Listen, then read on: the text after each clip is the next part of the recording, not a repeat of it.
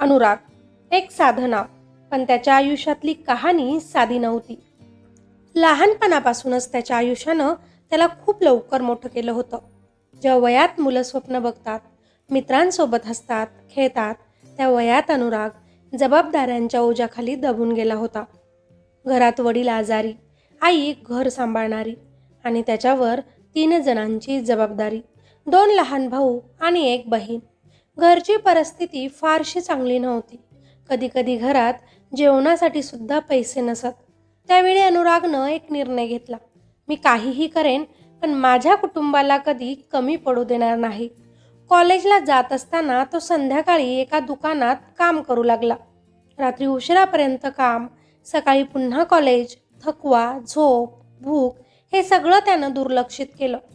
पण त्याच्या चेहऱ्यावर नेहमी एक शांत हसू असायचं. त्याच्या घराच्या शेजारीच राहत होती मालती. साधी, निरागस, पण खूप समजूतदार. लहानपणापासूनच ती अनुरागकडे पाहत होती. त्याची धडपड, त्याची कुटुंबासाठीची झटपट आणि नकळतच तिचं मन त्याच्यावर चढलं. अनुराग मात्र कधी स्वतःकडे पाहायलाच थांबला नाही. एक दिवस संध्याकाळी सूर्य मावळत होता आणि मालतीनं धाडस केलं. अनुराग, मला तुझ्याशी काही बोलायचं आहे. तो थोडा हसत म्हणाला, हो बोल ना, एवढं सिरियस का दिसतेस? ती थोडी थरथरत म्हणाली, मला तू आवडतोस खूप. मी तुझ्यावर प्रेम करते. त्या क्षणी वेळ जणू थांबला. अनुराग काही क्षण तिच्याकडे पाहत राहिला. त्याच्या मनातही भावना होत्या, पण त्याने त्यांना दाबून टाकलं. तो हळूच म्हणाला, मालती, तू खूप चांगली आहेस, पण मी नाही. माझं आयुष्य माझं नाही. माझ्यावर खूप जबाबदाऱ्या आहेत. मला प्रेमासाठी वेळ नाही आणि मी तुला थांबवू इच्छित नाही. मालतीच्या डोळ्यात पाणी आलं, पण ती हसली. मी वाट बघेन. त्या एका वाक्यानं तिचं प्रेम किती खरं आहे हे दिसून येत होतं. काळ पुढे गेला. अनुरागनं नोकरी मिळवली. छोट्या पगारापासून सुरुवात करून तो हळूहळू पुढे जात राहिला. त्यानं स्वतःसाठी काहीच खर्च केलं नाही. त्याचे सर्व पैसे घरासाठी, भावंडांच्या शिक्षणासाठी, बहिणीचं कॉलेज पूर्ण केलं, तिचं लग्न केलं, भावांना इंजिनिअरिंग आणि MBA करून दिलं. त्याच्या प्रत्येक यशामागे त्याचं स्वतःचं त्याग दडलेला होता. आई अनेकदा त्याला म्हणायची, बाळा आता तुझंही बघ, तुझं आयुष्य कधी जगणार? तो हसत म्हणायचा, माझं आयुष्य म्हणजे तुम्ही सगळेच आहात. पण हे बोलताना त्यानं स्वतःच्या मनाला किती वेळा समजावलं होतं हे फक्त त्यालाच माहिती होतं. मालती अजूनही तिथेच होती. ती कधीच आग्रह करत नव्हती, कधीच त्याला गिल्ट फील करून देत नव्हती. फक्त त्याच्या आयुष्यात एक शांत उपस्थिती होती. कधी त्याच्या आईची तब्येत बिघडली तर ती धावतच तिथे यायची. कधी घरात काही कमी पडलं तर ती न सांगता मदत करायची. ती प्रेम करत होती, पण अपेक्षा न ठेवता. अनुराग आता 30च्या पुढे गेला, मग 35 आणि पाहता पाहता 40 वर्षांचा तो झाला. त्याचं सगळं कुटुंब आता सेटल झालं होतं. भाऊ मोठ्या कंपन्यांमध्ये काम करत होते. बहीण तिच्या संसारात आनंदी होती. आता पहिल्यांदाच अनुरागला वाटलं, आता कदाचित मी स्वतःसाठी काहीतरी करू शकतो. पण आयुष्यानं त्याच्यासाठी अजून एक धडा ठेवला होता. एक दिवस घरात छोट्या गोष्टींवरून वाद झाला. अनुरागनं फक्त एवढंच म्हटलं की मी इतकं सगळं केलं आहे तुमच्यासाठी. तेवढ्यातच त्याचा भाऊ रागानेच त्याला म्हणाला, तू आमच्यासाठी काय केलंस? हे सगळं आम्ही आमच्या मेहनतीनं मिळवलं आहे. तू काही उपकार केले नाहीस आमच्यावर. तो शब्द जणू वीज कोसळली. बहीणही म्हणाली, हो, आम्ही कधी तुझ्याकडे काही मागितलं नव्हतं. ते तुझं कर्तव्य होतं म्हणून तू केलं, उपकार नाहीत केले. त्या क्षणी अनुरागच्या डोळ्यांतलं जग तुटलं.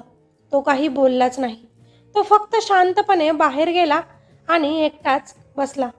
त्या रात्री त्यानं पहिल्यांदाच स्वतःला प्रश्न विचारला, मी खरंच काय मिळवलं आयुष्यात? त्याच्या डोळ्यांत अश्रू होते आणि मनात रिकामेपणा. तेवढ्यातच कोणीतरी हळूच त्याच्याजवळ येऊन बसलं. ती होती मालती. अनुराग अजून किती सहन करणार? तो पहिल्यांदाच तुटला. मी सगळं दिलं मालती, पण मला काय मिळालं?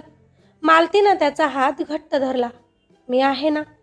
त्या 3 शब्दांनी त्याच्या आयुष्यात प्रकाश परत आला.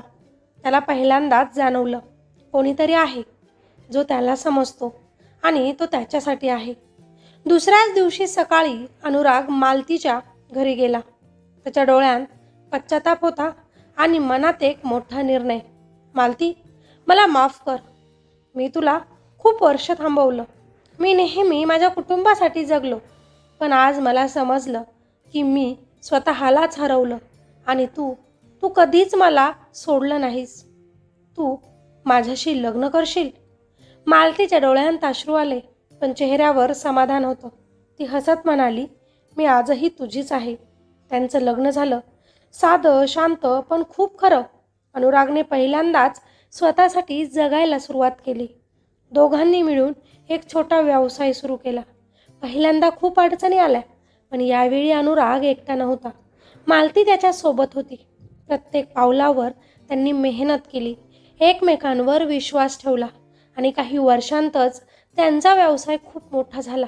ते खूप श्रीमंत झाले, पण त्याहून महत्त्वाचं ते खूप आनंदी झाले. त्यांना 2 गोड मुलं झाली. पहिल्यांदाच अनुरागला कुटुंब म्हणजे काय ते समजलं.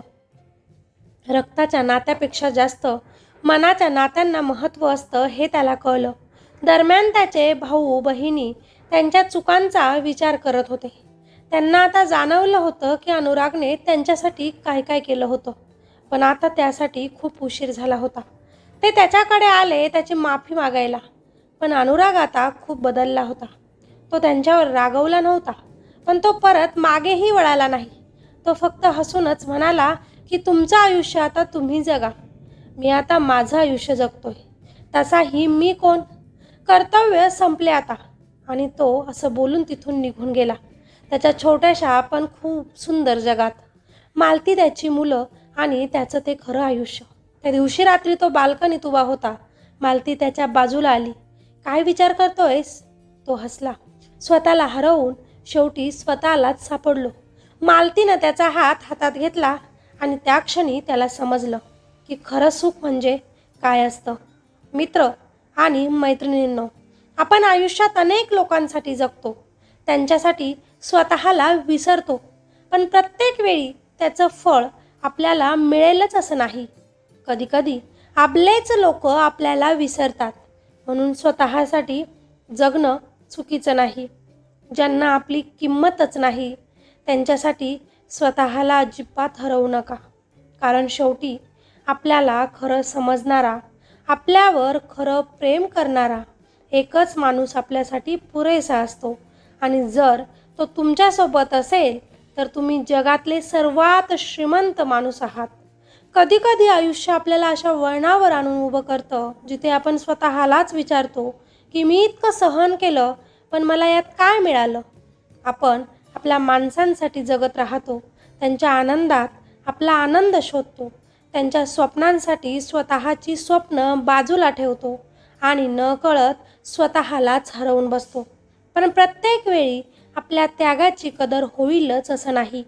कधीकधी ज्यांच्यासाठी आपण सगळं दिलं तेच आपल्याला एक दिवस विचारतात की तू आमच्यासाठी काय केलंस? त्या एका वाक्यानं मन तुटत नाही तर पूर्ण आपलं आयुष्यच कोसळून जातं. पण इथेच आयुष्य आपल्याला एक मोठा धडा देतं. स्वार्थी माणसं नेहमी आपलीच असतात, पण खरी माणसं आयुष्यभर सोबत राहतात.